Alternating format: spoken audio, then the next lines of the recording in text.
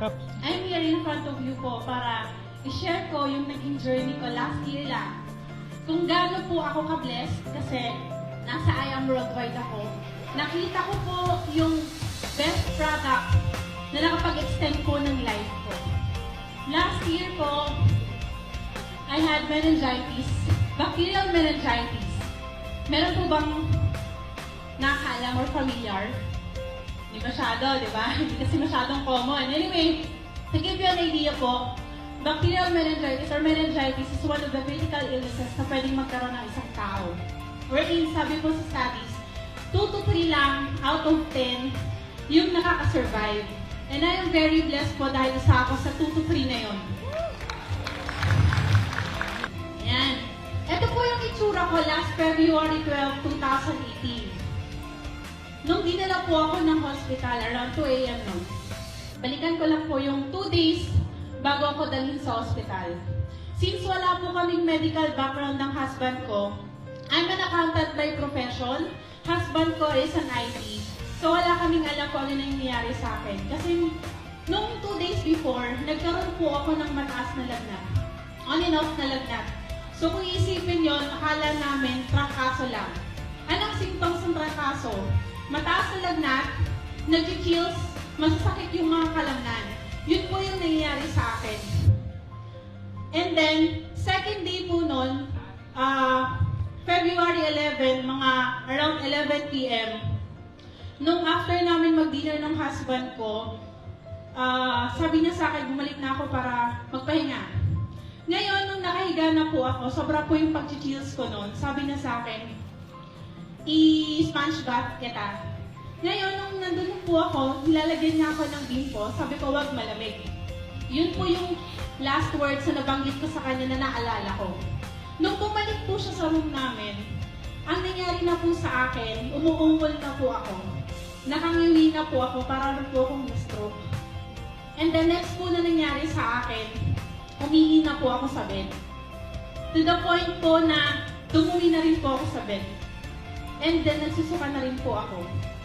Since probinsyana po ako sa amin po sa province, sabi nila, yung mga ganun daw pong mga pangyayari, sign na daw po yun na kukunin na ni Lord. Pero hindi pa rin eh. God is so good talaga kasi nadala nila ako sa hospital 2 a.m. Ito po yung itsura ko noon. Kasi parang patay na po talaga. Even po yung mga friends namin, akala nila hindi na ako makasurvive. Nung dinala po ako sa hospital, hindi pa rin po ma-identify ng mga doctors kung ano po yung nangyari sa akin. Kasi patuloy lang po yung seizures ko, pag-chills ko, and then in-injectionan lang nila ako ng antibiotics.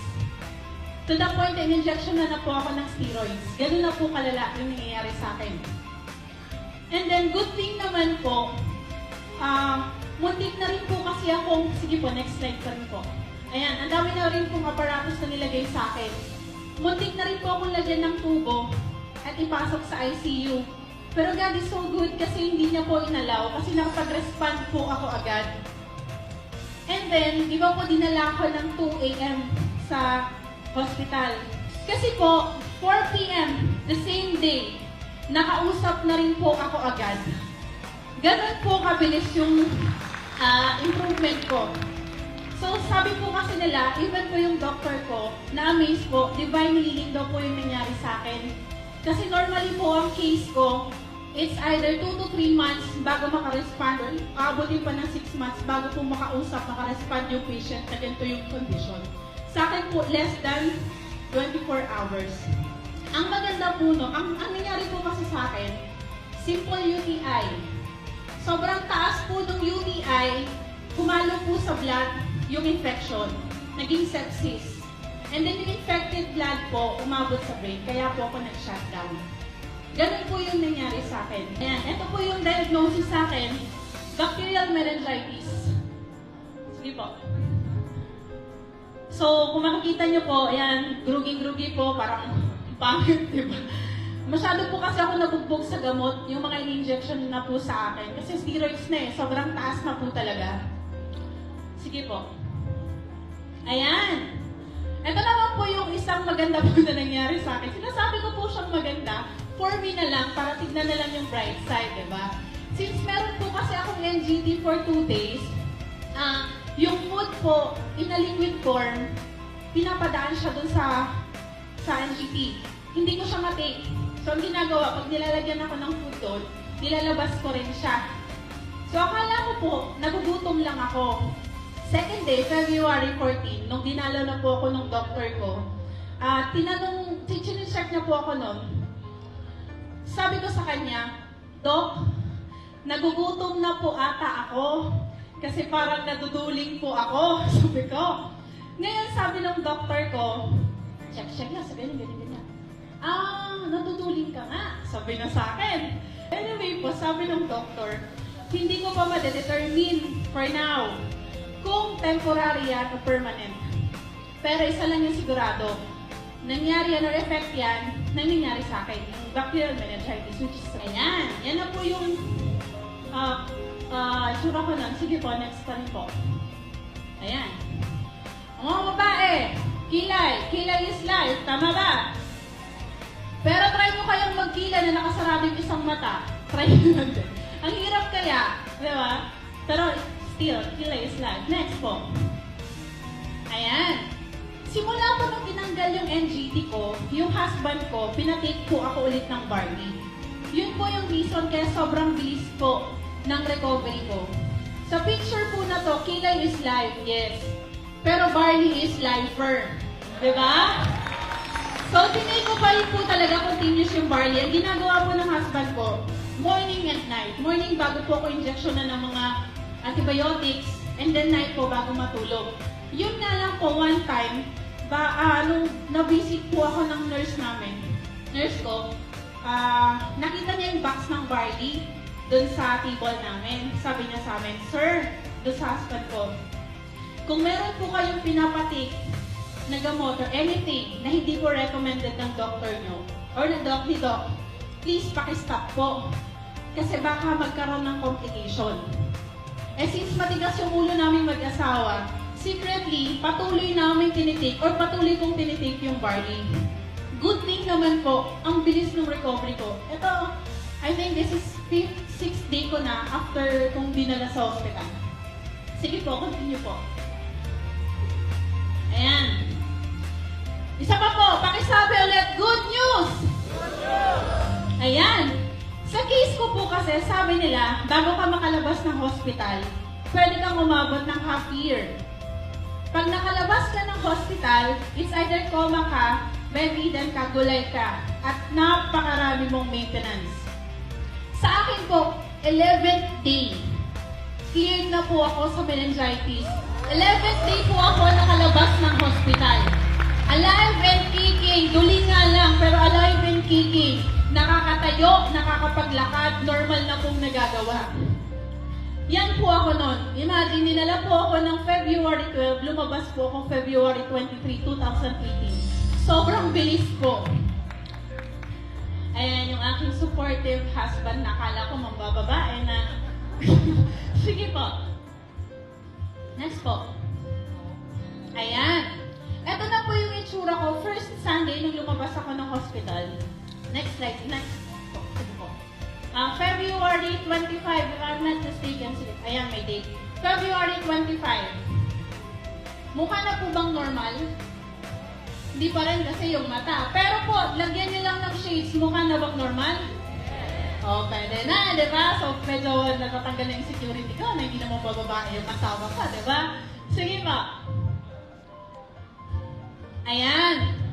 Ito po yung itsura ko nung pumunta po ako sa isang neuro-opta. Kasi yung, di ba po yung problema ko yung sa mata, in-advise po ako ng doktor ko na magpatingin sa isang neuro-opta. So, true enough po. Sige po, next po. Sige po. Sige po. Isa pa po. Ayan. March 5, 2018. Yan po yung itsura ko. Tanong po, halata po ba or makikitaan niyo po ba ng SAR na nagkaroon ng meningitis? Hindi, di ba? So, yan na po yung itsura ko noon. Ngayon, ito po, ikwento ko lang sa inyo. Nung nandun na po ako, chinecheck up na po ako ng neuro-opta, ang tanong niya po sa akin, Ma'am, sigurado ka bang nagka-meningitis ka? Sabi ko, Opo, Dok, ito po yung medical records ko, ganito, ganyan. sakit po. And I quote, yung exact words po na sinabi niya. Kasi po parang hindi ka nagkaroon ng meningitis.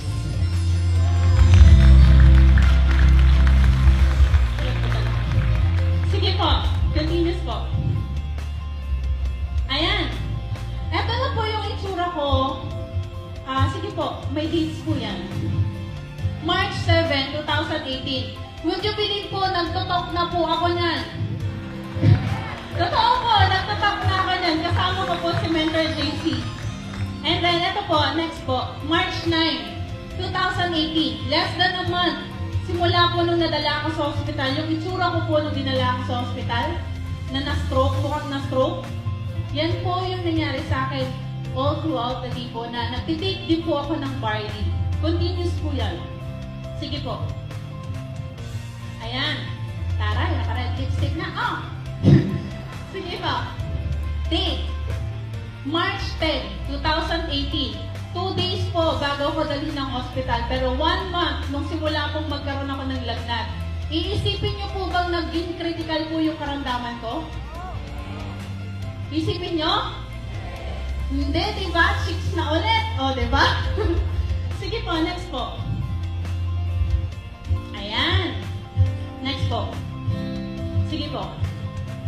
Exactly 1 month po nung dinala ako ng hospital. Yan na po yung itsura ko. March 12, 2018. Again, February 12 po ako dinala sa hospital. Ito na po yung itsura ko. Mukha po bang muntik ng mamatay? Hindi, di ba? Yan na po yung itsura ko. Normal na po yung mata ko. Yun nga lang po, that time medyo malabo pa po kasi parang nahihirapan ako tumingin sa ganitong liwanag. Pero okay na rin. Kasi sobrang bilis po. Imagine, sobrang critical na karamdaman na pwedeng magkaroon ng isang tao. Pero ito po yung nangyari sa akin. Alive and kicking po. Up to now, cleared po ako sa meningitis. Pinapalakpakan yan. Sige po, next po. Ayan. Iwan ko lang po sa inyo itong Bible verse na lagi ko pong sinasabi every time na nag-share ako. Mark 11:24.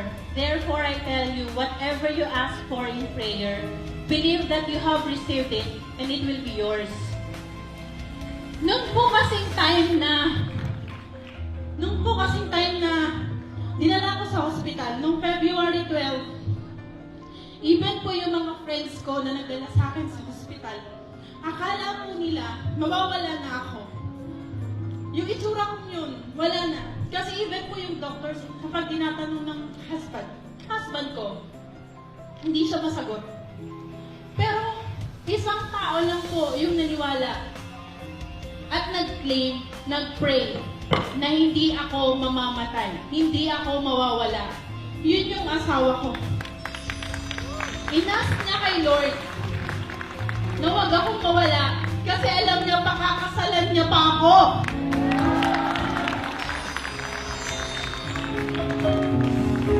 Clean niya. At na-receive naman niya. Kita-kita niyo naman, di ba? Ayan, nandito pa rin ako sa harap niyo. So, bakit ko po siya sinishare? Ganito po kasi siya. Kung kayo po, meron kayong mga pinag-pray, meron kayong hinihiling na gusto nyo mabago na yung buhay nyo, gusto nyo makatulong sa ibang tao, gusto nyo makatulong sa family nyo, andito na kayo sa I Am Worldwide. Panghawakan nyo na yan, i-claim nyo na yan, kasi yung company natin sobrang the best. The best yung compensation plan, the best yung owners, the best yung product. World class talaga. Wala na talagang hintay, kayo na lang. Diba? So bago ko po, gusto ko lang din pong i-take yung opportunity na to para po magpasalamat unang-una kay Lord. Siyempre sa second life ko, sa pag-create niya ng barley, sa BODs po, sobrang thank you.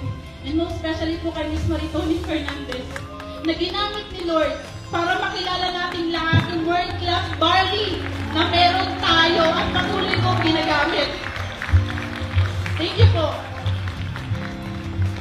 Kasi alam ni Lord, kailangan pa ako ng 4-year-old daughter ko that time. At alam niya, marami pa akong mabibless sa ibang tao. Mga mothers dyan, Ito na yung ginagawa natin. Diba? Ang hawakan na natin to. Ito po, bago po ako magtapos na sa last slide ko, gusto ko lang pong magtanong. Naniniwala po ba kayo sa forever? Talaga ba? Okay, forever talaga. Forever bayarin, di ba? Forever yan.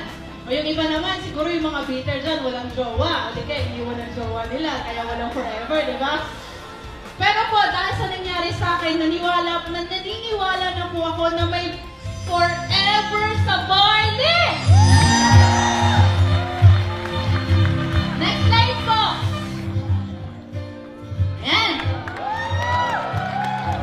Di ba po yung pinag-pray ng husband ko? Eto na po. May 20, 2018, last year lang. Binigay na ni Lord at nakuha na din niya yung pinag-pray niya. Nagkaroon na po ako ng forever. Because of barley, because, syempre, only si Lord.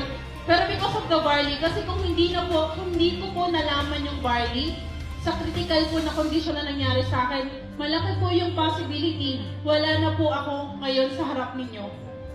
Wala na pong mag-share ngayon sa inyo nang nangyari sa akin.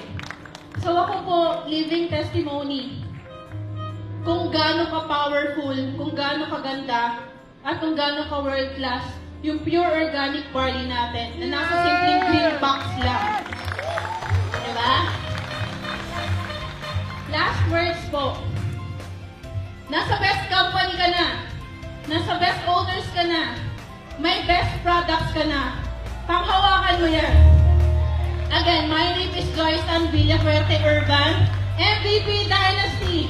I am meningitis survivor.